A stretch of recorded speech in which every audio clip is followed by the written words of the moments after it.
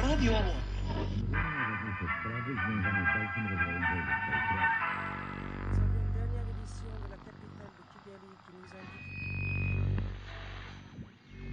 El reciente alto el fuego llegó demasiado tarde para salvar estas aldeas.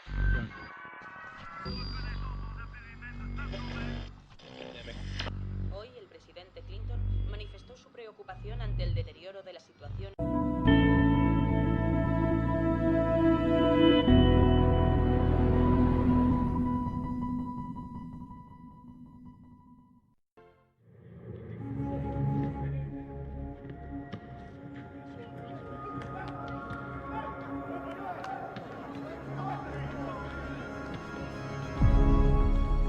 Última hora. El capo internacional.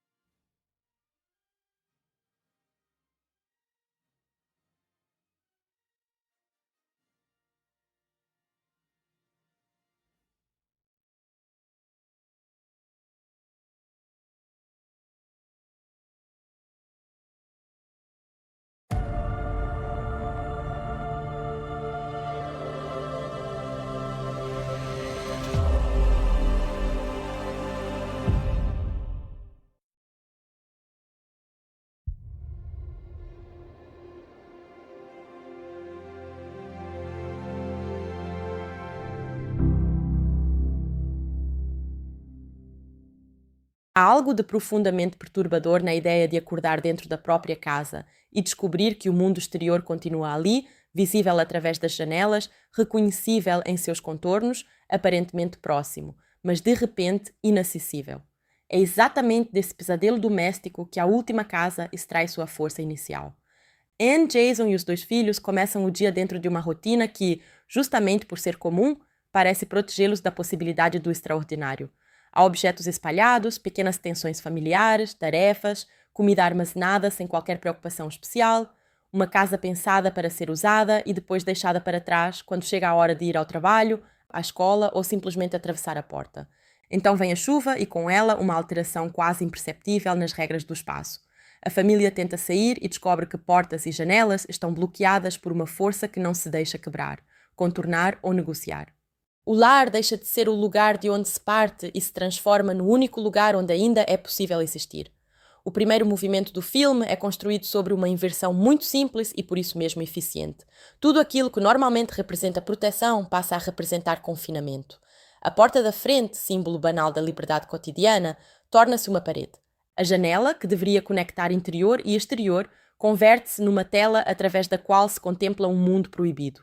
O teto, antes parte neutra da arquitetura, transforma-se em fronteira entre sobrevivência e ameaça. Do lado de fora, a chuva persiste e formas indistintas atravessam o campo de visão, suficientemente humanas para despertar reconhecimento e suficientemente estranhas para produzir medo. Os vizinhos também parecem presos, o que impede a família de interpretar a situação como uma anomalia isolada. Não há um sequestrador visível, não há uma voz que apresente exigências, não há uma autoridade explicando o que aconteceu.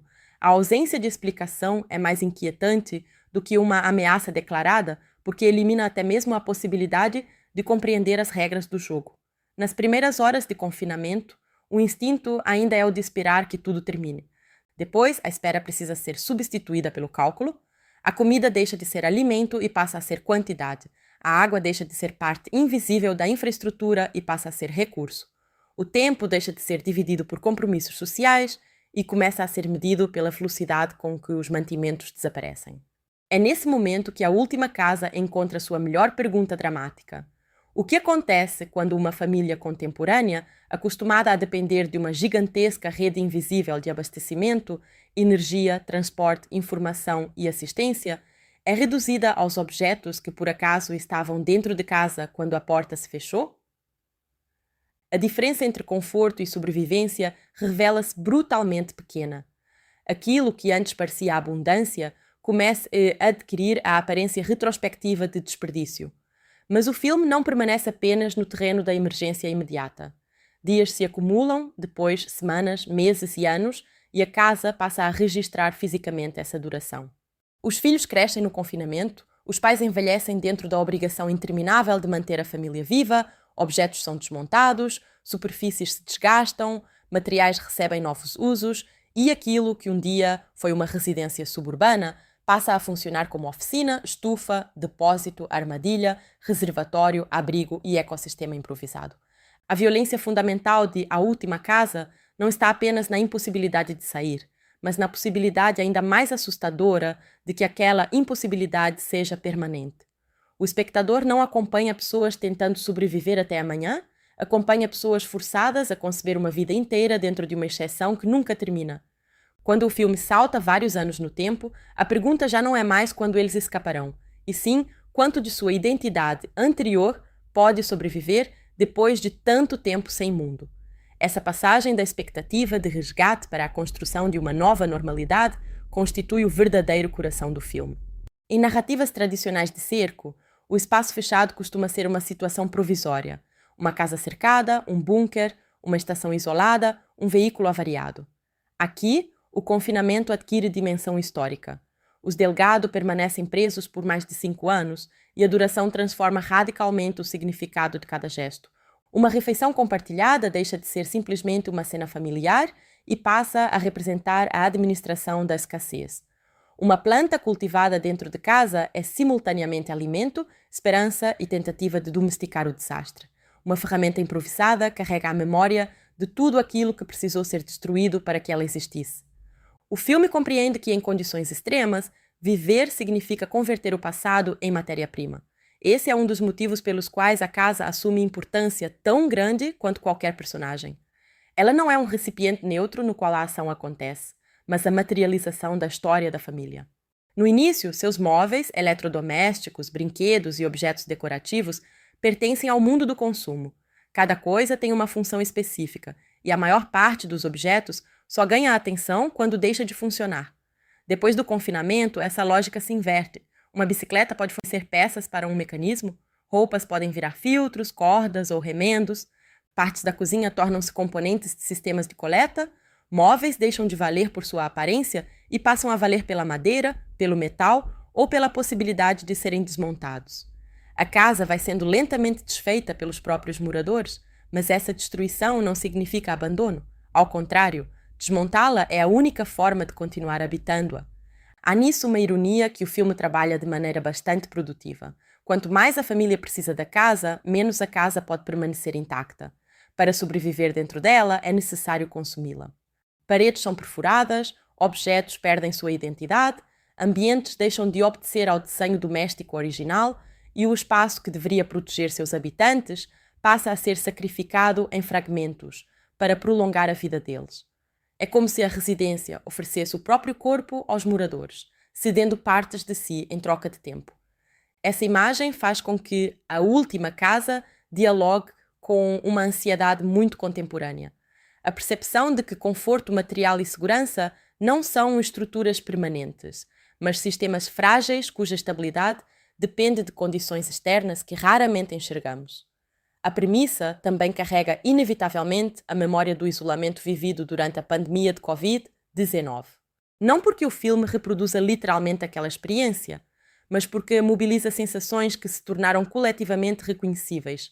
A transformação abrupta da casa em universo total, a ameaça invisível associada ao exterior, a perda da separação entre trabalho, descanso e vida familiar, o desgaste psicológico produzido pela repetição dos mesmos ambientes e a estranha dilatação do tempo, quando os calendários deixam de organizar a existência.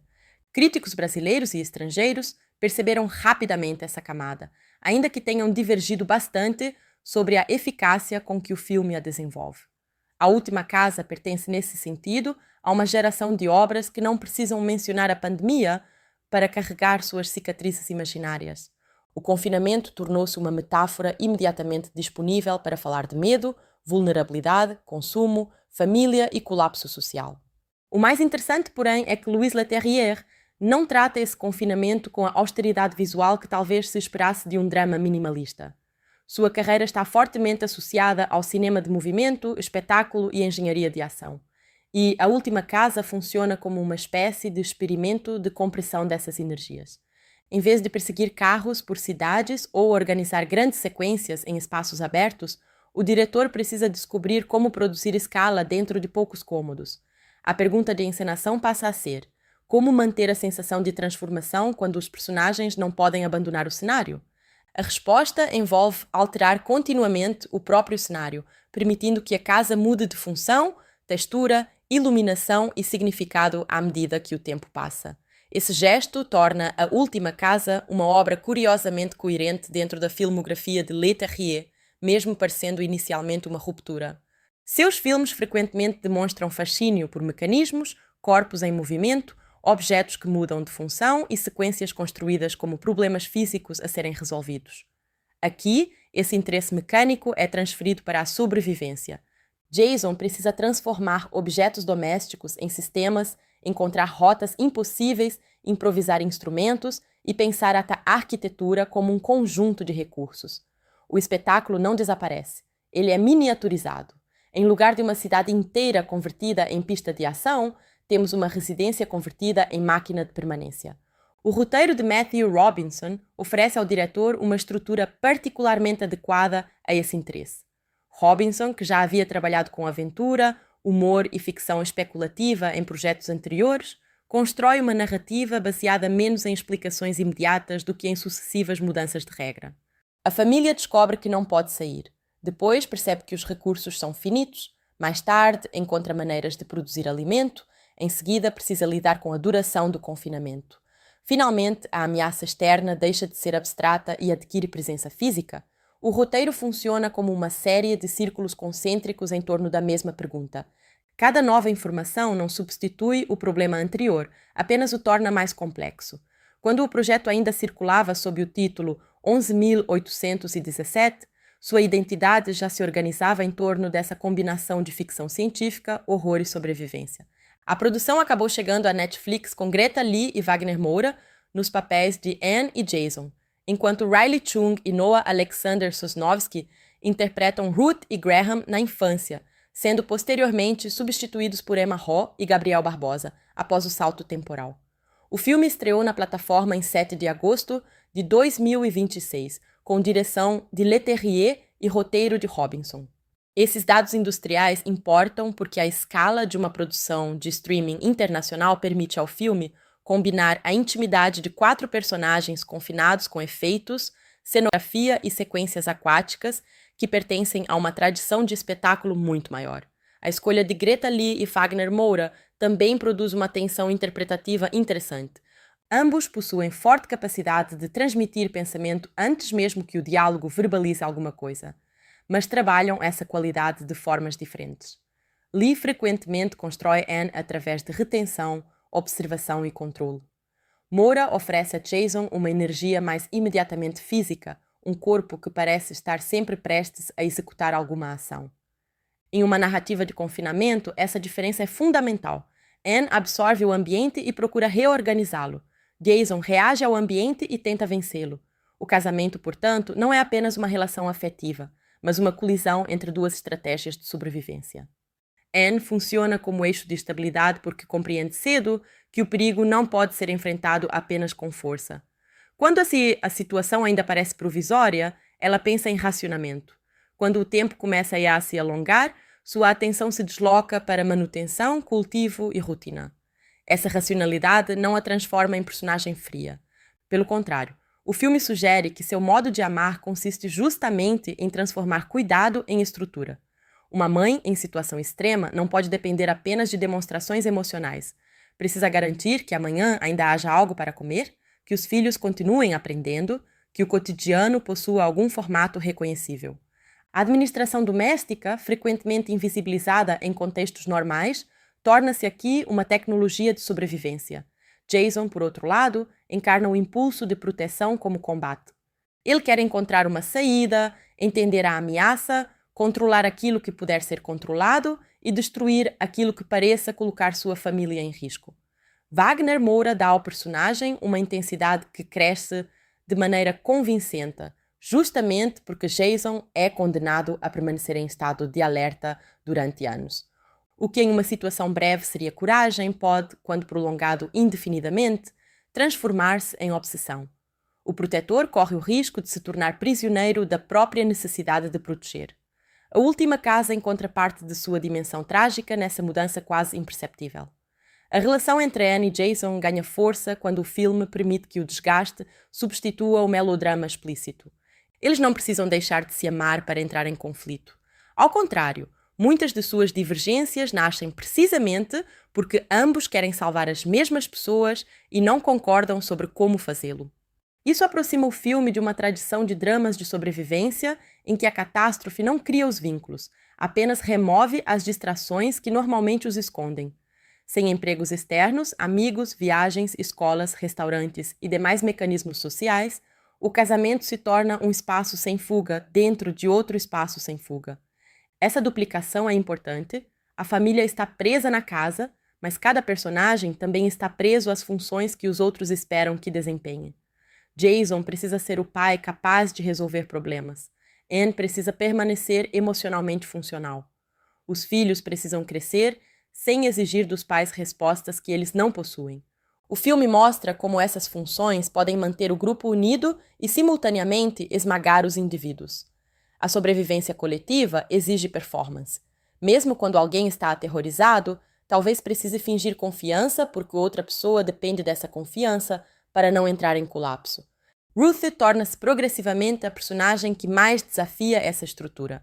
Ainda criança, ela observa-se a ameaça externa de uma maneira diferente dos adultos. Onde Jason vê um inimigo, Ruth percebe padrões. Onde Anne procura proteger os filhos daquilo que não entende, Ruth demonstra curiosidade. Onde os pais tentam impor categorias familiares a um fenômeno desconhecido, a filha aceita a possibilidade de que as categorias estejam erradas. O filme evita explicar essa sensibilidade como um poder sobrenatural. Segundo a própria concepção apresentada pelos realizadores, sua relação com as criaturas nasce de intuição e abertura perceptiva, não de conhecimento mágico. Essa decisão é essencial para o sentido do desfecho. Graham ocupa uma posição diferente. Se Ruth funciona como abertura para o desconhecido, Graham encarna em maior grau o problema de amadurecer dentro de um mundo reduzido. Para uma criança, a memória do exterior ainda existe. Para o adolescente, que surge anos depois, aquela memória começa a aparecer quase mitológica. O salto temporal permite que o filme trate o crescimento não apenas como mudança física, mas como transformação ontológica. Que tipo de adulto se forma quando quase todas as experiências socialmente associadas à adolescência desaparecem? Sem escola, grupo de amigos, cidade, primeira autonomia espacial e distância dos pais, crescer significa apenas adquirir mais responsabilidades dentro do mesmo conjunto de paredes. Esse aspecto poderia talvez ter sido ainda mais explorado pelo roteiro porque contém uma das ideias mais ricas da premissa. Para os pais, a casa é uma prisão porque eles se lembram claramente da liberdade.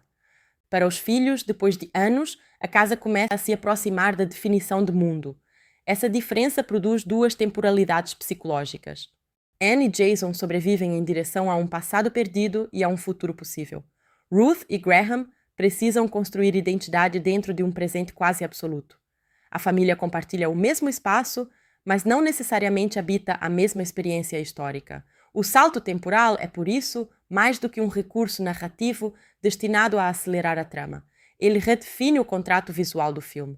A primeira metade foi rodada em 35mm, enquanto a passagem para a etapa posterior corresponde a uma mudança para a imagem digital, decisão deliberadamente usada para marcar a transformação temporal e perceptiva. A diferença não precisa ser percebida conscientemente por todo espectador para produzir efeito. A textura analógica associa o início a uma materialidade doméstica reconhecível, quase calorosa, enquanto a imagem posterior pode parecer mais rígida, direta e contemporânea, como se a família tivesse atravessado não apenas anos, mas uma fronteira estética. É significativo que Leterrier tenha escolhido essa mudança justamente numa história sobre a perda progressiva da normalidade. O 35mm carrega uma espécie de memória cultural de cinema doméstico, aventura familiar e ficção científica pré-digital.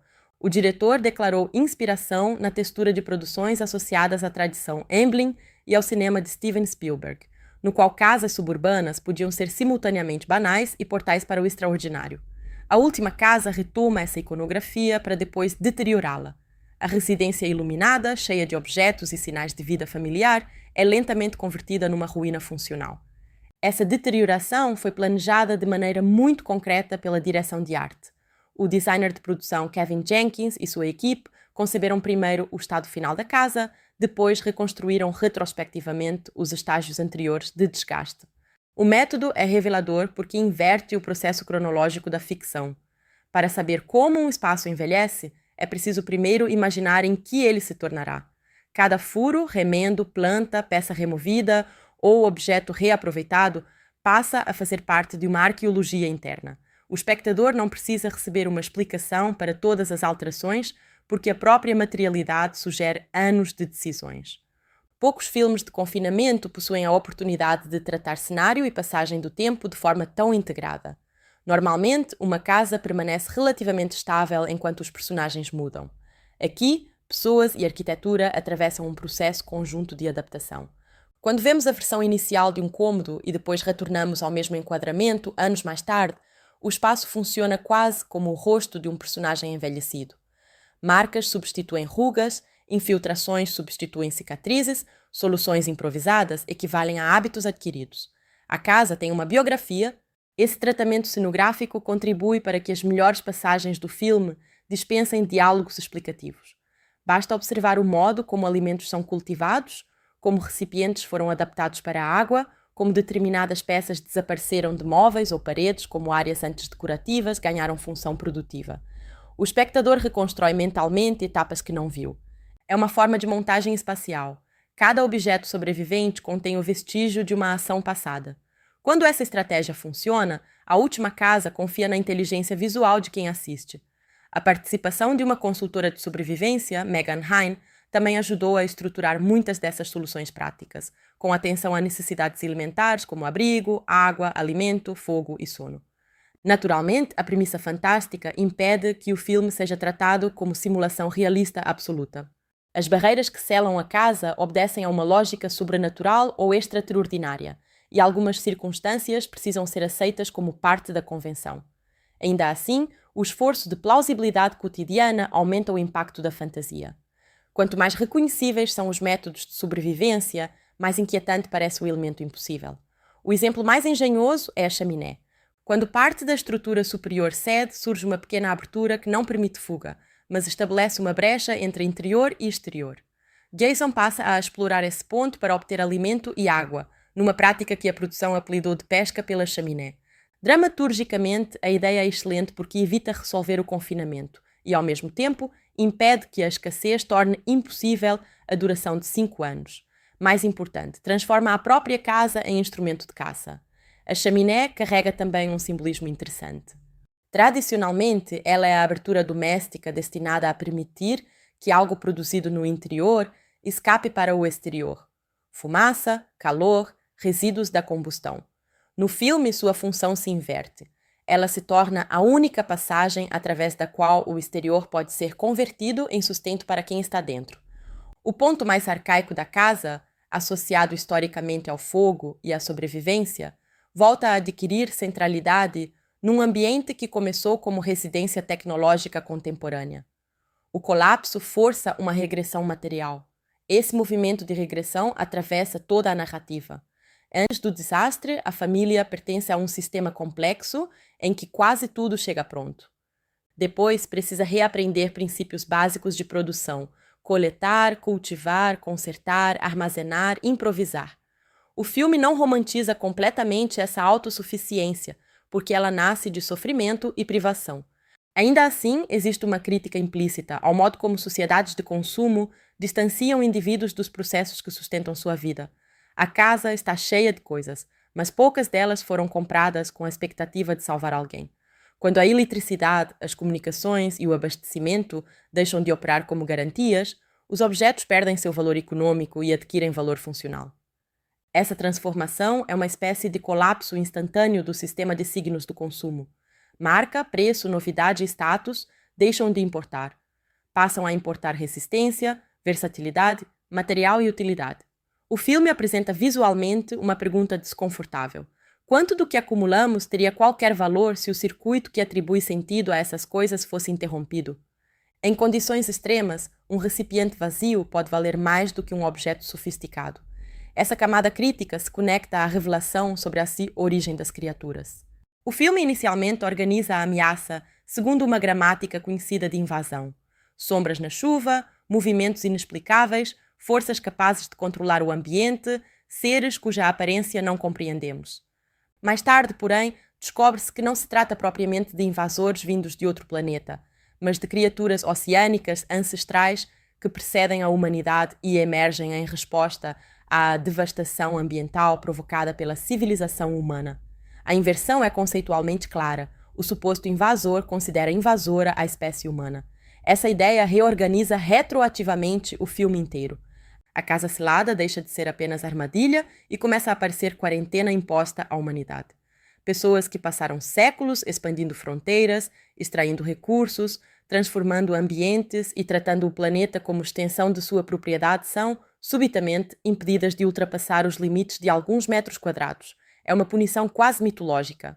A espécie que colonizou o espaço é obrigada a experimentar o confinamento. A criatura que parecia monstruosa por impedir a liberdade humana passa a funcionar como agente de uma natureza que finalmente estabelece fronteiras. O risco dessa revelação é tornar excessivamente literal uma metáfora que era mais poderosa enquanto permanecia aberta. Parte da recepção crítica apontou justamente essa perda de ambiguidade, argumentando que a explicação ambiental simplifica o terror inicial e conduz o filme a uma moral mais explícita do que o mistério parecia exigir. É uma objeção válida. Enquanto ninguém sabe o que existe lá fora, a casa pode significar muitas coisas simultaneamente. Pandemia, colapso psicológico, prisão familiar, ansiedade ecológica, medo do desconhecido, fragilidade tecnológica. Quando a narrativa define uma mitologia específica, algumas dessas possibilidades inevitavelmente se estreitam. Por outro lado, a revelação permite que o desfecho estabeleça uma relação coerente entre ecologia e ética. Se as criaturas representassem apenas monstros predatórios, o clímax naturalmente exigiria destruição. Mas se elas representam uma ordem não humana reagindo à violência ambiental, então a solução não pode consistir simplesmente em matar o adversário. O arco de Jason precisa abandonar a lógica segundo a qual sobreviver significa dominar. Ruth percebe isso antes dele. Ela compreende que a criatura pode estar tentando comunicar algo, e essa percepção conduz ao gesto decisivo de misericórdia. O filme constrói Jason durante grande parte da narrativa como o homem que responde ao perigo através da ação instrumental. Diante de um problema, ele procura ferramenta. Diante de barreira, procura ponto fraco. Diante de ameaça, procura arma. Essa mentalidade é extremamente eficaz no primeiro nível da sobrevivência e talvez seja uma das razões pelas quais a família permanece viva durante tantos anos. Mas o roteiro transforma a própria virtude do personagem em obstáculo. O comportamento que salvou todos anteriormente não pode resolver o conflito final porque a natureza do conflito mudou. Essa é uma estrutura clássica de arco dramático. O protagonista domina uma estratégia que funciona até encontrar um problema produzido justamente pelos limites dessa estratégia. Jason quer proteger a família e, para isso, tenta controlar todas as variáveis. A criatura, entretanto, exige dele o contrário, aceitar que não compreende completamente o outro, reconhecer a percepção da filha e suspender a violência. O gesto de baixar a arma vale mais do que qualquer mecanismo engenhoso construído anteriormente. Sobreviver passa a depender de vulnerabilidade. Ruth é essencial porque rompe a hierarquia tradicional de conhecimento familiar. Em situações de emergência, espera-se que os adultos saibam mais, decidam melhor e interpretem corretamente os sinais. A última casa sugere que essa expectativa pode se tornar cegueira. Anne e Jason carregam repertórios formados pelo mundo anterior. Ruth cresceu durante a transformação e, portanto, não possui o mesmo compromisso com categorias antigas. Sua capacidade de olhar a criatura sem imediatamente reduzi-la à ideia de inimigo nasce dessa diferença. Há aqui uma dimensão geracional bastante evidente. O filme pode ser lido como fantasia sobre crianças obrigadas a herdar uma crise ecológica criada por adultos. Os pais dominam as ferramentas do mundo que produziu o problema. A filha precisa imaginar outra relação com o desconhecido. O fato de Ruth conseguir perceber possibilidade de comunicação onde Jason enxerga apenas ameaça cria uma alegoria simples, talvez até excessivamente simples, mas emocionalmente legível. O futuro depende menos de derrotar aquilo que assustou o passado do que de aprender a estabelecer convivência. Essa lógica aparece também na maneira como as criaturas são visualizadas. Leterrier e Jenkins procuraram evitar um desenho facilmente reconhecível, preferindo formas fluidas, tentaculares e parcialmente humanoides, observadas muitas vezes de maneira incompleta. A equipe chegou a construir uma criatura prática de silicone para determinadas sequências dentro do ambiente inundado, complementando-a posteriormente com efeitos visuais. A escolha de mostrar parcialmente o monstro segue uma tradição clássica do horror. A percepção fragmentária permite que a imaginação complete aquilo que o enquadramento recusa. Enquanto as criaturas permanecem sombras na chuva, o filme alcança seus momentos mais eficazes de inquietação. A água sobre o vidro distorce contornos, reduz a nitidez do exterior e transforma pessoas ou objetos em manchas instáveis. O que ameaça a família não possui uma forma estável porque a própria fronteira entre dentro e fora está visualmente contaminada. A janela deixa de ser instrumento de visão confiável. Olhar para fora não significa compreender. A chuva, nesse sentido, possui função estética e narrativa muito maior do que simples atmosfera. Ela cobre o mundo com uma camada móvel, produz ruído constante, reduz visibilidade e sugere que o exterior está sendo fisicamente reconfigurado. A água é simultaneamente condição de vida e instrumento de ameaça. A família precisa dela para sobreviver, mas também teme sua presença. Essa ambivalência prepara o clímax inundado, no qual aquilo que sustentava a vida invade violentamente o interior. Poucos elementos são tão adequados ao tema ecológico do filme quanto a água. Ela não pode ser possuída de maneira permanente, muda de forma, atravessa fronteiras, infiltra-se por fissuras e lembra que toda a arquitetura é provisória diante de forças naturais suficientemente persistentes. A casa existe porque paredes organizam matéria e mantêm determinados elementos do lado de fora. Quando a água supera essas divisões, o conceito de interior entra em colapso. A última casa deixa de ser casa quando já não consegue separar seus moradores do ambiente. O clímax subaquático torna literal essa dissolução. Anne precisa mergulhar através de espaços que antes eram secos, reconhecíveis, domésticos. A produção realizou grande parte dessas sequências em ambientes realmente submersos, com cenários construídos para serem inundados e com treinamento específico do elenco para executar movimentos, retirar equipamentos e permanecer diante da câmara em condições controladas de mergulho. Essa materialidade contribui para que os corpos pareçam submetidos ao peso real da água, em vez de simplesmente flutuarem num espaço digital. O treinamento de Greta Lee ganha importância porque Anne é frequentemente filmada como centro de resistência física silenciosa. Sua força não se manifesta no mesmo registro agressivo de Jason. Quando precisa mergulhar, atravessar corredores inundados ou proteger os filhos, a personagem transforma persistência em ação. O corpo da atriz transmite esforço, medo e concentração, sem abandonar completamente a contenção que define Anne durante o restante da narrativa. É uma continuidade interpretativa eficiente. A mãe que administrava recursos continua administrando a própria respiração. A oposição entre Anne e Jason também pode ser percebida na relação de cada um com o espaço. Jason tende a verticalizá-lo, procurando telhado, chaminé, paredes, rotas, saídas e pontos de ruptura. Anne tende a organizá-lo horizontalmente, distribuindo tarefas, comida, cultivo e relações. Um pensa a arquitetura como obstáculo a ser vencido, a outra como sistema que precisa funcionar. As duas abordagens se complementam até o momento em que entram em conflito. O filme é mais convincente quando não escolhe um lado absoluto entre eles. Jason não está simplesmente errado por ser combativo. Sem sua capacidade de improvisação, a família talvez morresse cedo. Anne não está simplesmente certa por pensar em estabilidade. Sem risco, certas possibilidades de sobrevivência permaneceriam inacessíveis. O drama surge quando uma competência tenta se transformar em princípio universal. Nenhuma estratégia funciona em todas as etapas da catástrofe. A Última Casa é, portanto, também um filme sobre adaptabilidade cognitiva. Sobreviver não significa apenas possuir habilidades, mas reconhecer quando uma habilidade precisa ser abandonada.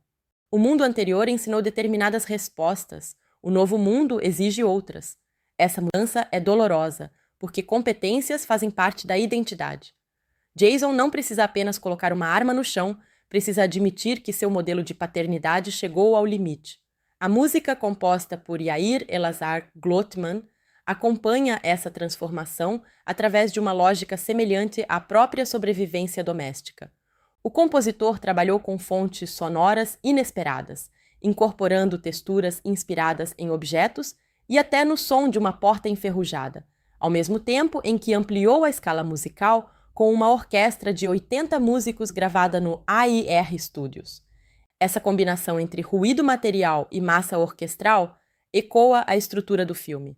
Um universo gigantesco é experimentado através de objetos banais dentro de uma casa. A trilha evita funcionar apenas como marcador convencional de susto. Em seus melhores momentos, ela transforma sons domésticos em elementos de instabilidade. Rangidos, vibrações, batidas e texturas metálicas parecem pertencer simultaneamente ao cenário e à composição. O espectador pode não identificar exatamente onde termina o som do ambiente e começa a música. Essa ambiguidade sonora amplia a sensação de que a própria casa está mudando. O tema principal também trabalha uma dualidade importante entre acolhimento e ameaça. A família continua sendo fonte de conforto, mas a proximidade forçada transforma intimidade em pressão. A mesma casa que guarda memórias felizes contém a possibilidade de enlouquecimento. A música precisa, portanto, sustentar emoções contraditórias sem decidir imediatamente qual delas domina. Quando o material musical familiar retorna deformado, o filme sugere que a normalidade ainda existe, porém irreconhecível. Essa deformação está presente no trabalho de câmara. No início, o espaço doméstico pode ser apresentado com maior sensação de continuidade e orientação. Conforme o confinamento se prolonga, enquadramentos mais apertados, obstáculos no primeiro plano e corredores visualmente saturados reduzem a clareza espacial. A casa não necessariamente fica menor, mas parece encolher porque a quantidade de caminhos possíveis diminui psicologicamente. O espectador conhece a planta e, justamente por isso, sente o peso da repetição. Existe um problema inevitável para qualquer filme ambientado quase inteiramente no mesmo lugar. A familiaridade visual pode destruir a atenção. Depois de certo tempo, cada cômodo deixa de produzir curiosidade. A última casa combate esse risco transformando a cenografia, mas nem sempre consegue evitar a sensação de repetição dramática. Algumas críticas apontaram que o trecho intermediário perde ritmo e que a duração próxima de 2 horas estende a premissa além do necessário. Essa percepção tem fundamento porque a narrativa alterna sobrevivência prática e mistério externo, sem desenvolver com a mesma intensidade todas as relações internas. O problema não está exatamente na lentidão. Um filme sobre 5 anos de confinamento precisa permitir que o tempo passe. A dificuldade surge quando duração e densidade deixam de avançar juntas. Se uma sequência repete apenas a informação de que os personagens estão cansados, sem acrescentar uma nova dimensão ao desgaste, o ritmo parece estagnado. Quando, ao contrário, a repetição revela mudanças sutis de comportamento ou cenário, a lentidão se torna produtiva. Há cenas em que o filme consegue essa segunda forma com precisão. Pequenos rituais familiares, refeições, tarefas repetidas ou momentos diante da janela ganham significados diferentes conforme a narrativa avança.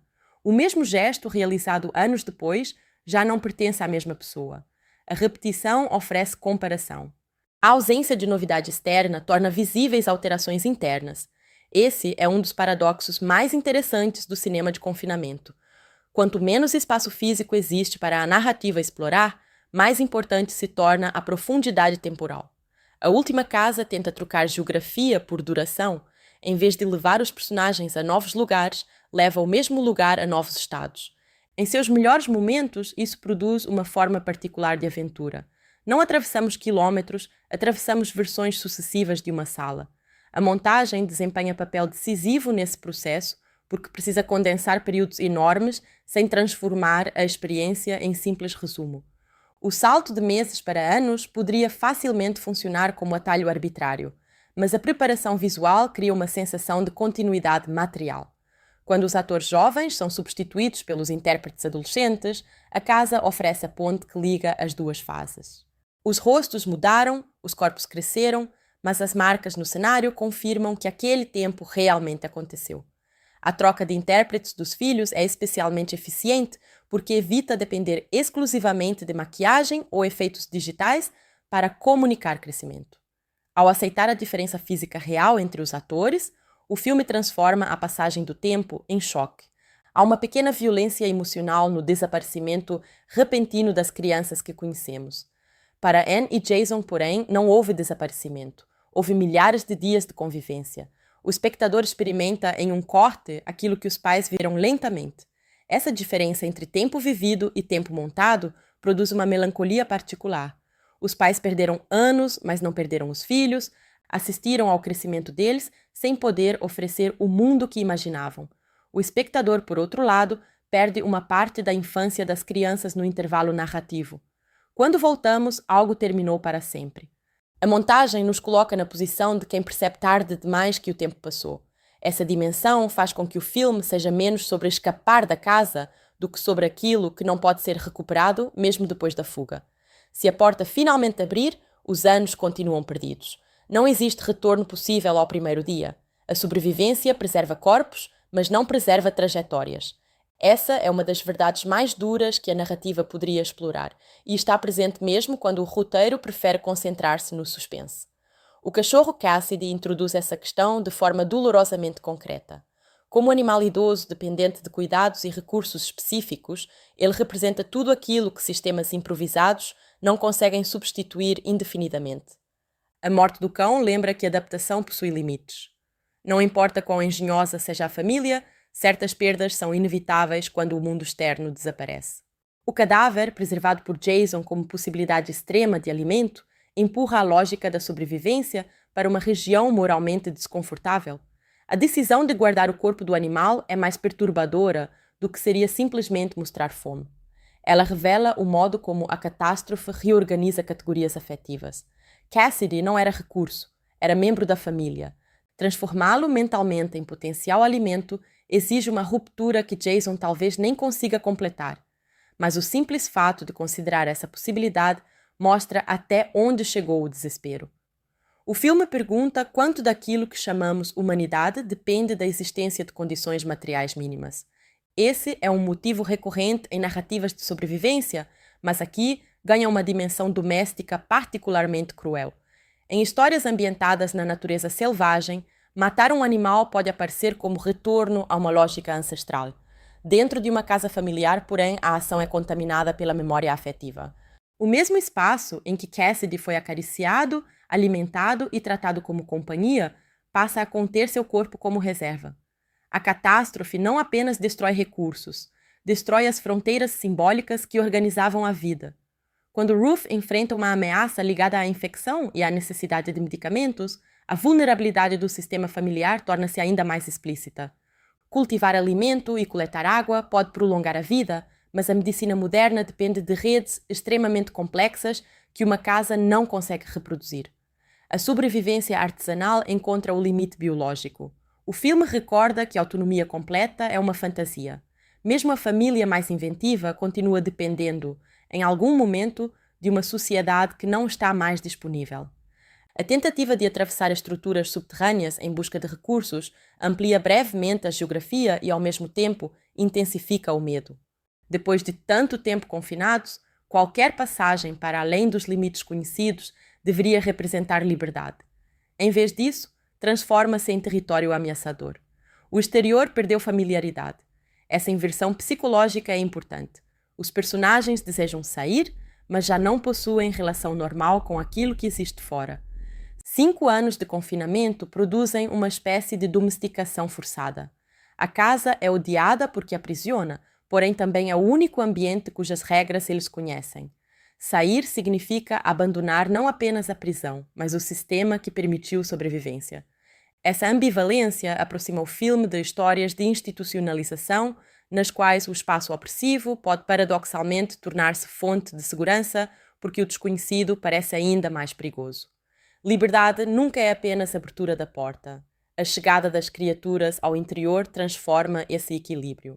Até então, a fronteira arquitetônica parecia absoluta. A família não podia sair, mas aquilo que estava fora também permanecia parcialmente distante. Quando a ameaça atravessa essa divisão, a casa perde sua última função simbólica. Já não é prisão segura, é território violado. O suspense muda de natureza porque não existe mais um dentro confiável. A partir daí, Leterrier retorna com mais clareza ao registro de ação pelo qual é conhecido. A montagem acelera, os corpos passam a se deslocar de maneira mais agressiva pelos cômodos, a água destrói a organização espacial e a ameaça deixa de depender apenas de sugestão. Essa mudança oferece energia ao terceiro ato, mas também expõe uma tensão do filme.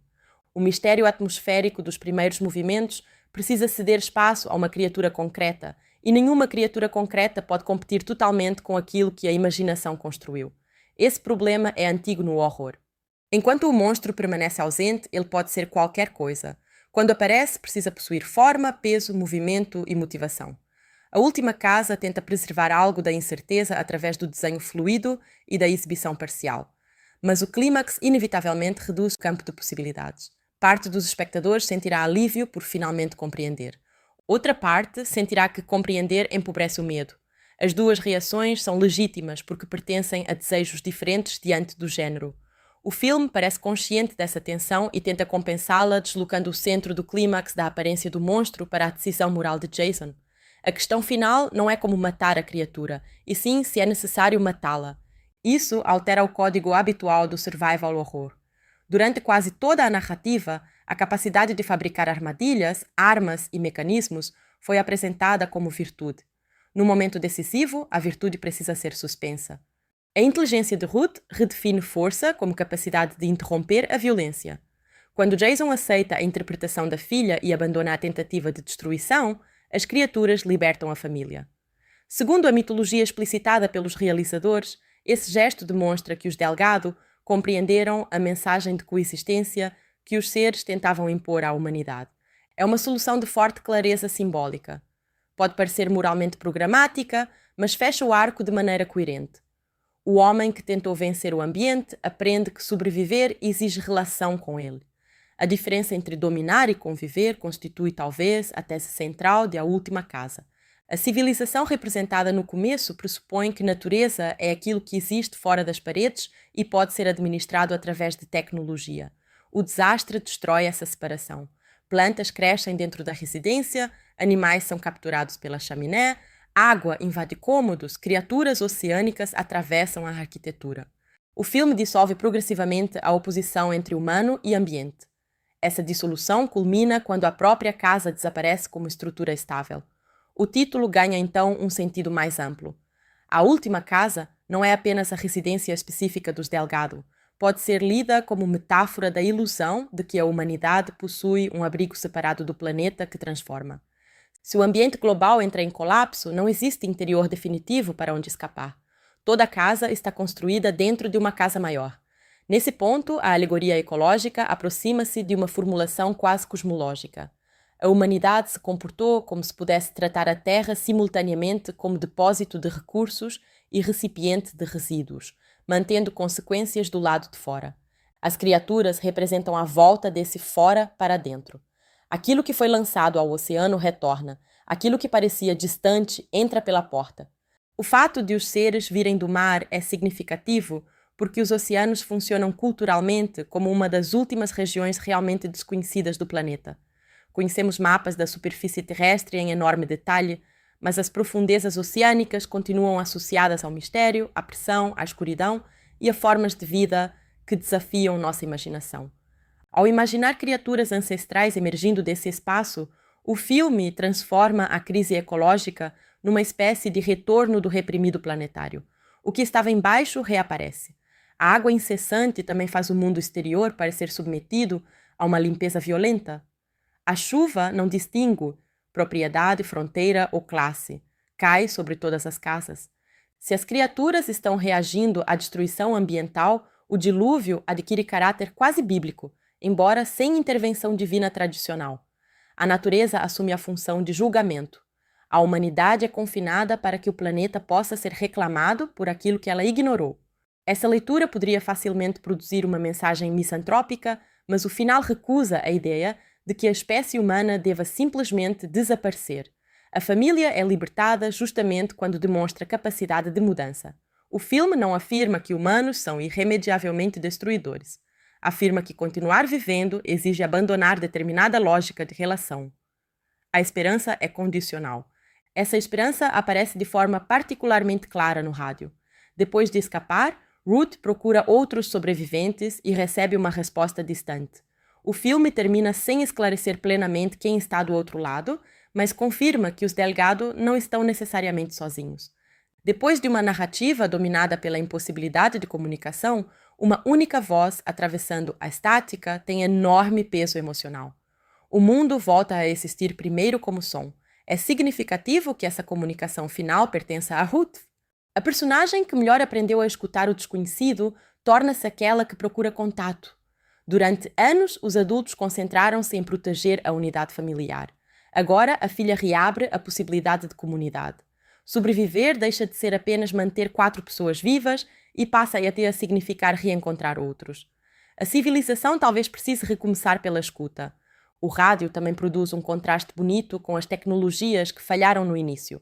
Dispositivos contemporâneos, dependentes de redes complexas, tornam-se inúteis quando a infraestrutura desaparece.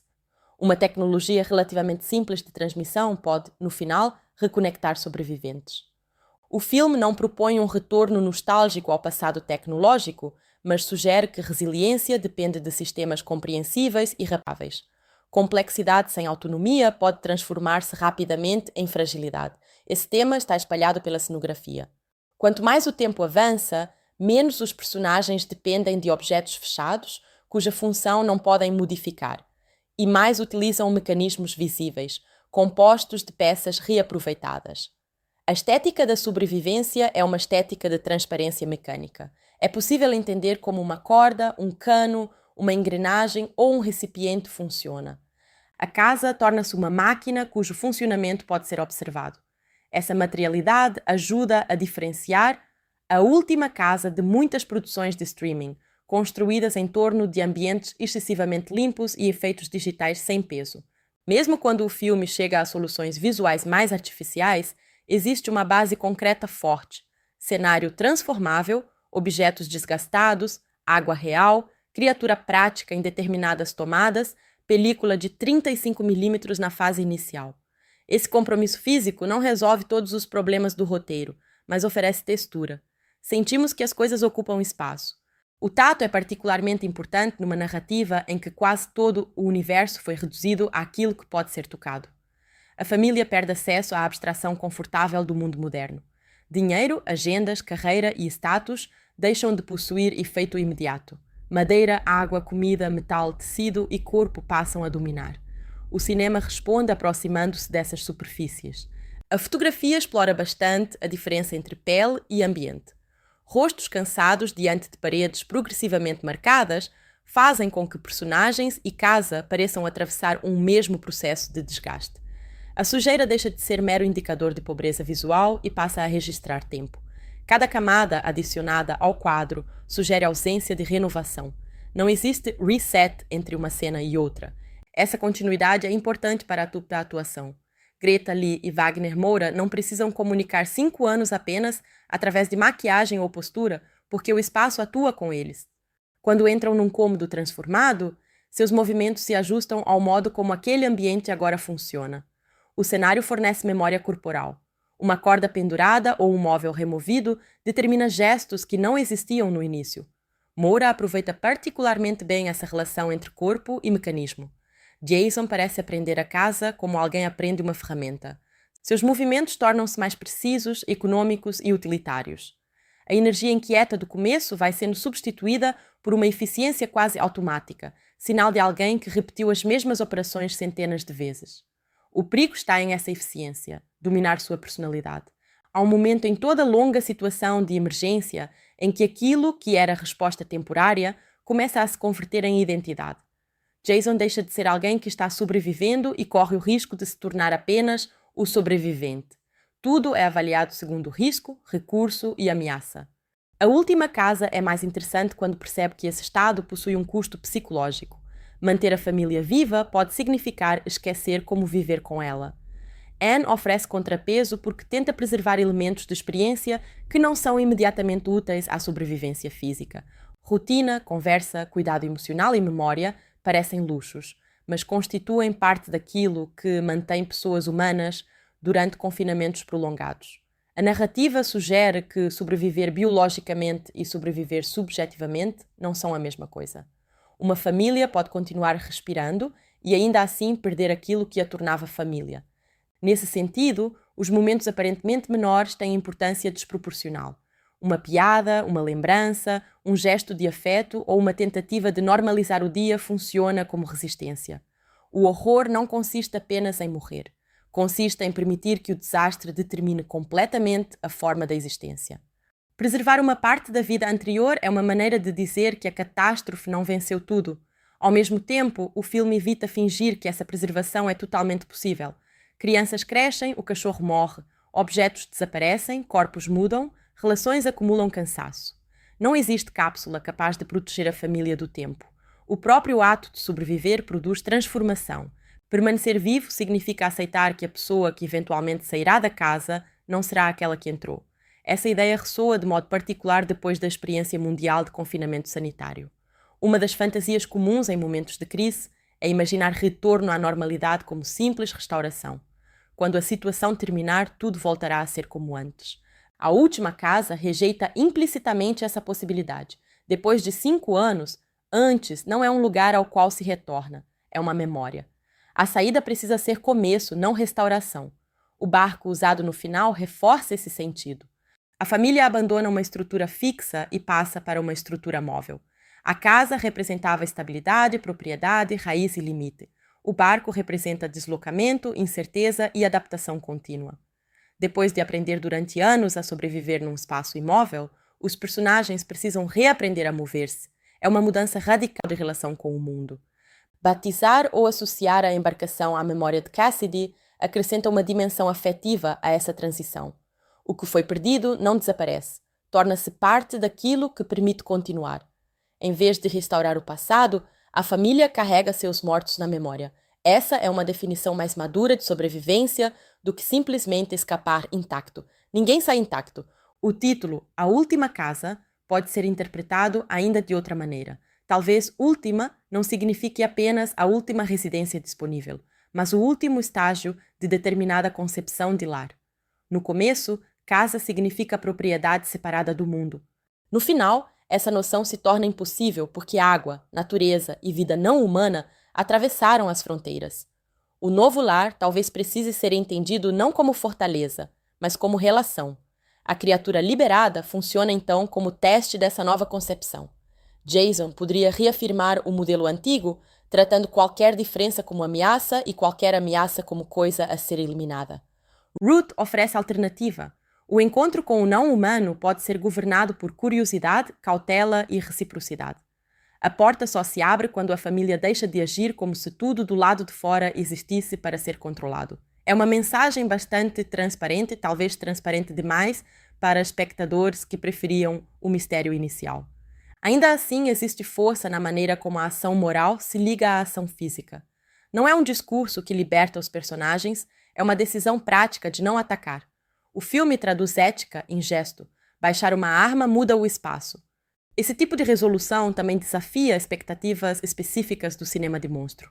Durante décadas, grande parte do gênero organizou prazer em torno da identificação, exposição e destruição da criatura. Primeiro ouvimos ruídos, depois vemos fragmentos, finalmente conhecemos a forma completa e descobrimos como matá-la. A Última Casa segue boa parte dessa progressão apenas para interrompê-la no último passo. Conhecer o monstro não leva necessariamente ao extermínio. A tradição a qual o filme faz referência inclui obras como Tubarão, Alien e O Enigma, de Outro Mundo, citadas pelos próprios realizadores como modelos para a administração visual da criatura. Mas A Última Casa não possui o mesmo horizonte moral dessas influências. Seu monstro é menos predador do que agente de uma ordem planetária alternativa. O suspense nasce inicialmente de interpretarmos presença como hostilidade. Esse deslocamento aproxima o filme de vertentes recentes da ficção científica e ecológica, nas quais a natureza deixa de funcionar como cenário passivo para adquirir agência. Florestas, mares, fungos, animais ou sistemas climáticos aparecem como forças capazes de responder ao comportamento humano. não se trata necessariamente de ciência realista, mas de uma imaginação política, e se aquilo que tratamos como objeto pudesse agir sobre nós. A fantasia devolve olhar ao mundo. A casa selada é uma imagem particularmente eficaz para essa inversão, porque a propriedade privada representa uma das formas mais fortes de controle espacial. Dentro de casa, imaginamos estabelecer regras próprias. Fechamos portas, regulamos temperatura, escolhemos iluminação, armazenamos objetos e decidimos quem pode entrar. Quando uma força exterior sela essa mesma propriedade por fora, a soberania doméstica é anulada. O proprietário torna-se ocupante. Essa ironia encontra eco na própria linguagem visual das janelas. Normalmente, observar chuva pela janela pode produzir sensação de aconchego, justamente porque existe separação entre o corpo seco e o clima exterior. O vidro permite experimentar a tempestade como espetáculo seguro. Em A Última Casa, a mesma imagem torna-se ameaça. A proteção do vidro é inseparável da impossibilidade de atravessá-lo. O filme explora de modo recorrente essa transformação de imagens confortáveis em imagens inquietantes. Uma mesa cheia de comida torna-se lembrança de abundância perdida. Brinquedos tornam-se matéria-prima, plantas domésticas tornam-se agricultura, quartos infantis tornam-se espaços de adultos que nunca puderam sair. A cenografia não precisa introduzir objetos monstruosos porque o horror está na mudança de função dos objetos normais. O familiar permanece visível por baixo da adaptação. Isso explica por que as sequências iniciais são tão importantes. Sem uma normalidade convincente, a deterioração teria menos impacto. O espectador precisa reconhecer a casa como lugar em que poderia viver. A identificação nasce menos de características específicas da família do que da banalidade dos hábitos. O pesadelo funciona porque começa numa manhã que não parecia merecer ser lembrada. A direção de Leterrier entende bem esse mecanismo e resiste, no começo, à tentação de transformar imediatamente a situação em espetáculo. Há um período de negação prática. Puxar maçanetas, tentar janelas, procurar explicações, testar possibilidades. Esse estágio é essencial porque permite que o impossível seja descoberto através de ações ordinárias. A fantasia ganha peso quando invade procedimentos realistas. O som da porta que não abre é talvez mais eficaz do que qualquer imagem de criatura naquele momento. Uma porta possui comportamento conhecido, quando ela deixa de obedecer, uma regra fundamental do cotidiano é quebrada. O terror começa como falha de objeto. A partir daí, tudo pode estar errado. Esse tipo de horror se aproxima de narrativas em que a arquitetura torna-se inimiga. Corredores, escadas, paredes e quartos não precisam mover-se fisicamente para assumir caráter opressivo. Basta impedir a saída. A casa não ataca diretamente, recusa colaboração. É uma forma passiva de violência. Com o passar dos anos, porém, os moradores respondem, tornando a arquitetura colaborativa à força. Perfuram, desmontam, conectam, cultivam. Se a casa não permite saída, eles a convertem em sistema de vida. Há algo quase utópico nessa capacidade de reconstrução, apesar da situação terrível. A família demonstra enorme inteligência coletiva. Por isso, a narrativa não pode ser reduzida a uma visão pessimista sobre humanidade. Se as criaturas representam uma acusação contra a espécie, os Delgado representam simultaneamente aquilo que a espécie tem de adaptável, cooperativo e inventivo. O mesmo animal capaz de devastar ecossistemas é capaz de transformar lixo em ferramenta e desespero em cuidado. O filme vive dessa contradição.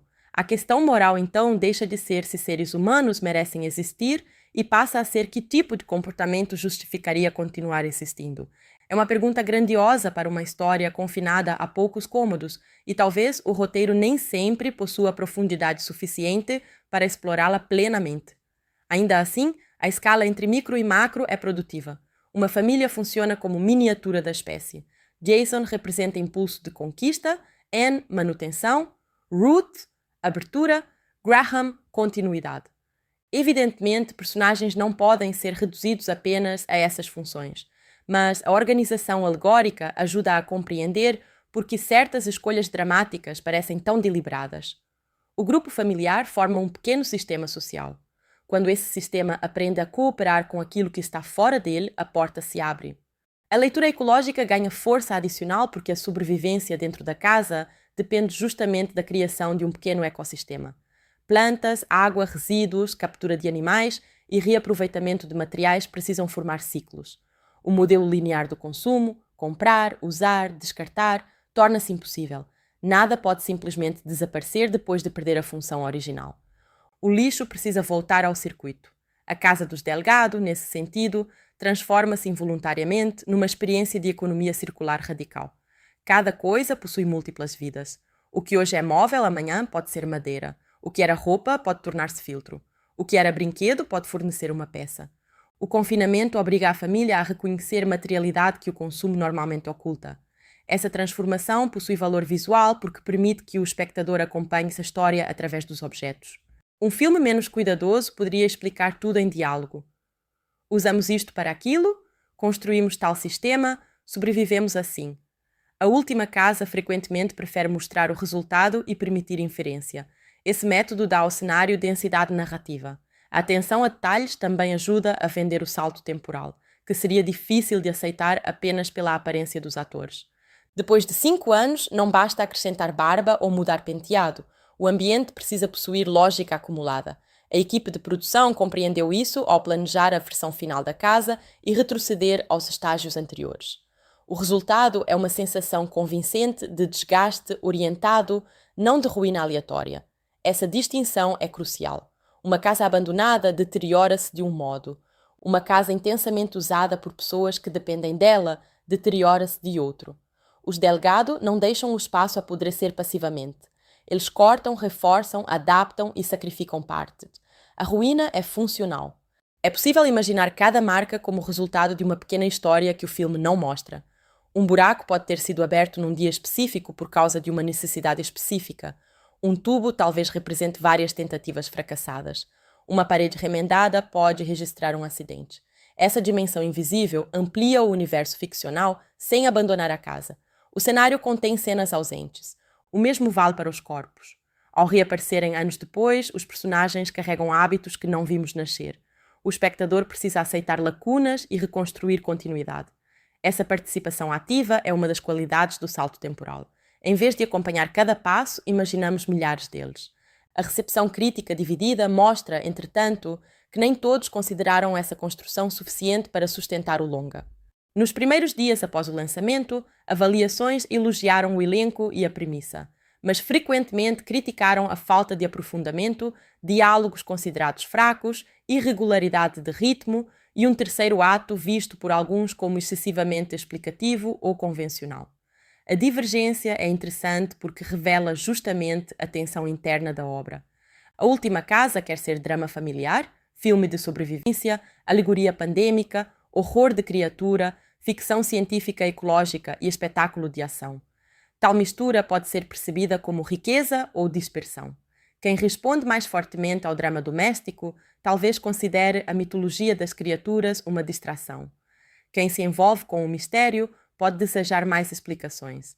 Quem prefere terror pode achar a alegoria ambiental excessivamente explícita. Quem procura ficção científica conceitual pode considerar as relações familiares simplificadas. O filme se coloca numa zona em que nenhum gênero domina completamente. Isso produz instabilidade, mas também personalidade. A associação com produções de alto conceito lançadas diretamente em streaming é inevitável. Plataformas desenvolveram especial interesse por premissas que podem ser compreendidas em uma única frase e imediatamente convertidas em imagem promocional. Uma família não consegue sair da própria casa é exatamente esse tipo de conceito. Ele gera curiosidade instantânea. O desafio artístico começa depois que o clique acontece. A Última Casa tenta responder a esse desafio, expandindo temporalmente uma premissa espacialmente limitada. Em vez de adicionar dezenas de personagens ou locais, acrescenta anos. É uma escolha mais ambiciosa do que simplesmente transformar a situação em sequência contínua de ataques.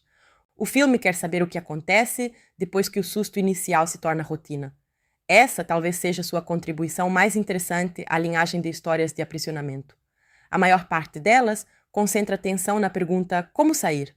Aqui, durante grande parte do tempo, a pergunta mais relevante é como ficar. Permanecer vivo dentro da prisão exige imaginação mais complexa do que uma fuga imediata. O paradoxo é que os personagens precisam aperfeiçoar a vida na casa que desejam abandonar. Quanto mais eficiente se torna seu sistema, mais trágico ele parece.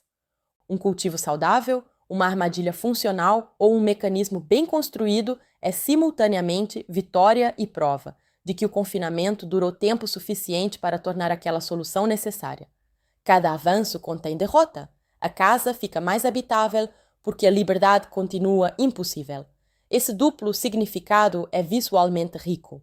Uma estufa improvisada pode ser bonita, cheia de verde e vida, mas existe porque o mundo exterior foi perdido. A imagem carrega esperança e luto ao mesmo tempo. A última casa encontra sua melhor tonalidade quando permite que essas emoções coexistam.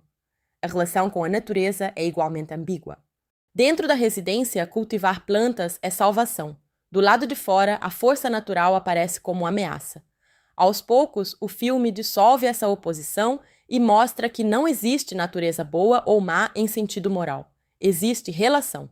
Os seres oceânicos não são exatamente vingadores humanos com código ético transparente. São manifestação ficcional de uma ordem que não se organiza em torno da centralidade da nossa espécie.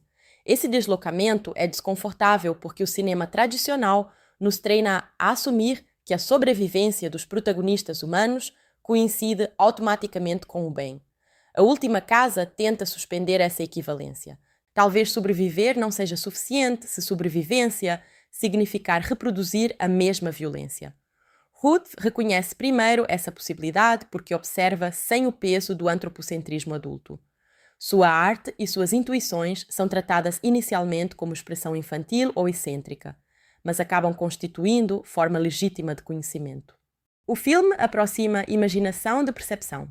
Aquilo que os adultos descartam como fantasia pode ser justamente a linguagem necessária para compreender uma realidade que não obedece aos velhos modelos. Há uma longa tradição cultural de crianças funcionando como mediadoras entre humanos e a alteridade, especialmente em ficção científica e fantasia. A criança vê criatura onde o adulto vê ameaça, ou reconhece humanidade onde instituições veem perigo. Essa estrutura pode ser familiar, mas aqui ganha pertinência ecológica. Uma geração criada durante o colapso talvez possua menos apego às hierarquias que produziram o colapso. O perigo é romantizar a infância como pureza moral. A última casa chega perto desse risco, sobretudo quando transforma a intuição de Ruth em chave para a resolução. Ainda assim, a personagem não funciona apenas porque seria inocente. Funciona porque observou durante anos. Sua percepção nasce de convivência com padrões que os pais não conseguem interpretar. Essa diferença lembra que conhecimento não é apenas acumulação de informações, mas disposição para revisar categorias. Jason possui mais experiência de vida, porém sua experiência pode limitar sua imaginação. Ruth possui menos repertório do mundo antigo e por isso aceita mais facilmente uma realidade nova. Em momentos de ruptura, ignorância parcial pode paradoxalmente abrir espaço para aprendizado. Anne ocupa a posição intermediária entre esses polos. Ela compartilha o medo e a responsabilidade adulta de Jason, mas demonstra maior disponibilidade para perceber necessidades emocionais dos filhos. Sua função no clímax não é simplesmente escolher um lado, e sim manter o grupo coeso enquanto certezas se desfazem.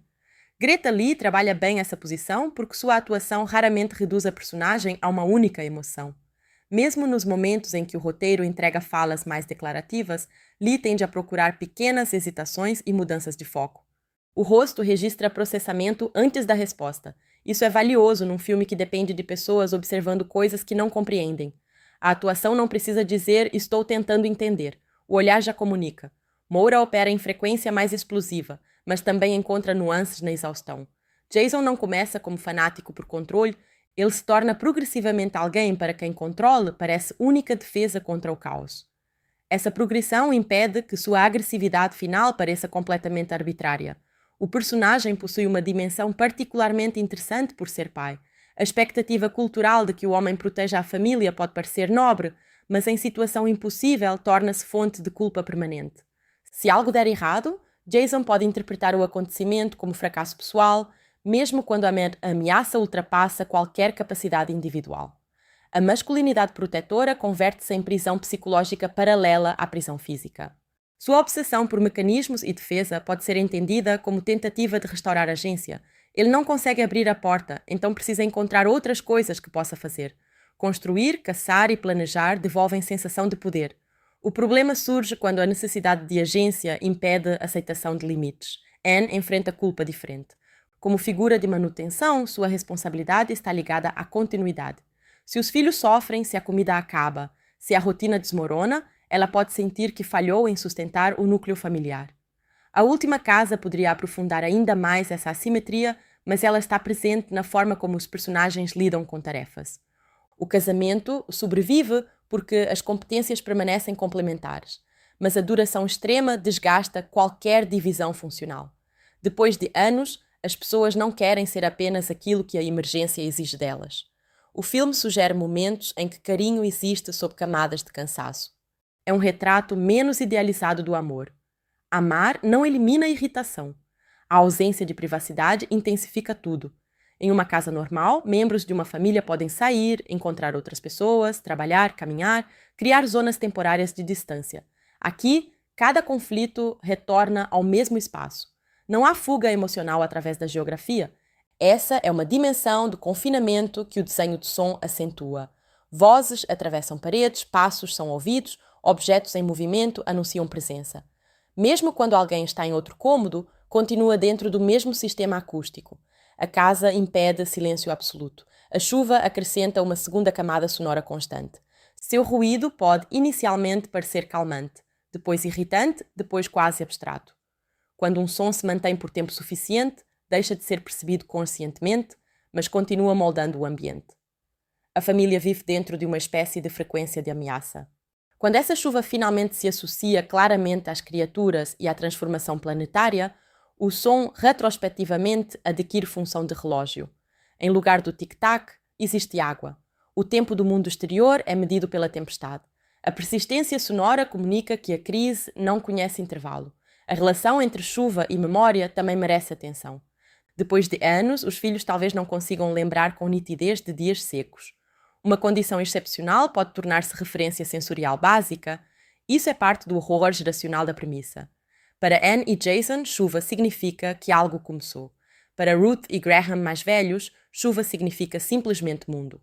O mesmo fenômeno possui significado histórico diferente dependendo da idade.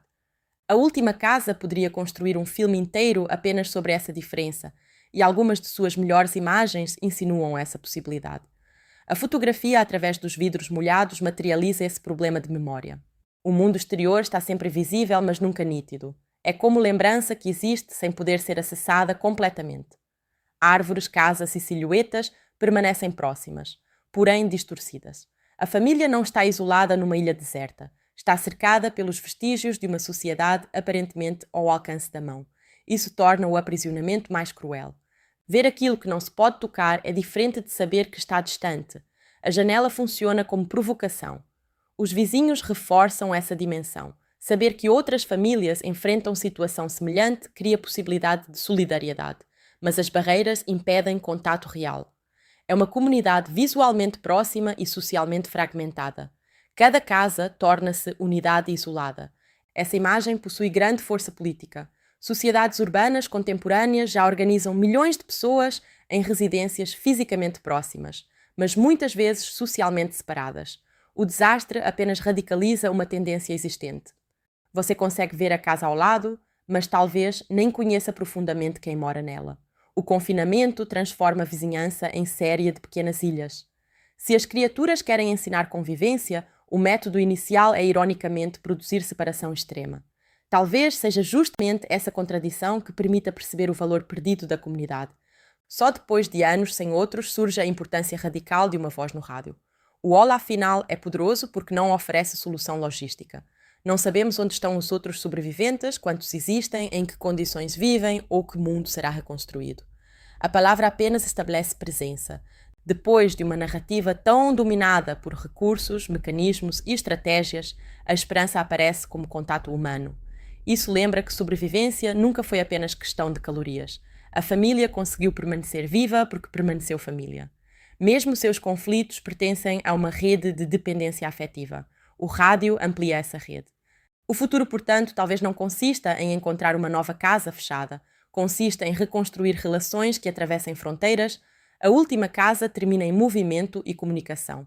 Duas coisas negadas no começo. Essa simetria dá ao desfecho uma elegância estrutural maior do que sua explicação mitológica talvez sugira.